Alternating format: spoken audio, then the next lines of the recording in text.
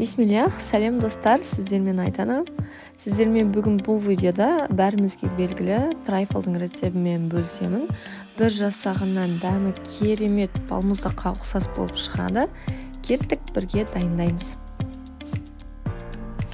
Бірінші кезекте біз 5 жұмыртқа, шым-шым тұз және сахарды салып жақсылап миксерлейтін боламыз.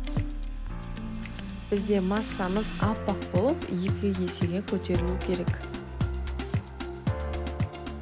Енді сұйық майымызды құйып, тағыда жақсылап араластырамыз. Ұн, какао қопсытқышта араластырып дайындап аламыз. Енді массамызға 2-ге бөліп, салып жақсылап араластыратын боламыз.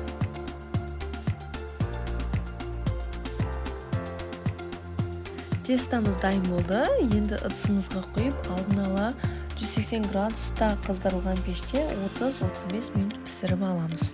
Енді бізге кремін дайындау керек. Бізге творожный сыр, сахар, сливки қажет болады. Үшеуін қою масса болғанша жақсылап араластыратын боламыз. Біздің тестамыз дайын болды. Енді блендерге салып, үгітетін боламыз.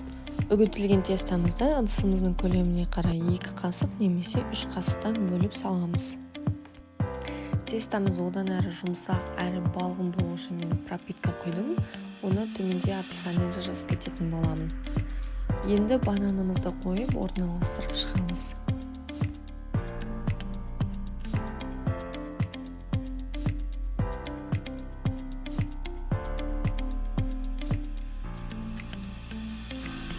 Бананымыздың үстіне кремімізді жағып шығамыз.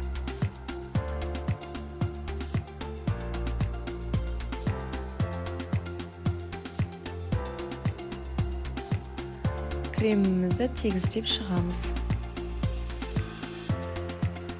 Тағы да тестамызды, пропиткамызды, банан және кремімізді жағып шығамыз.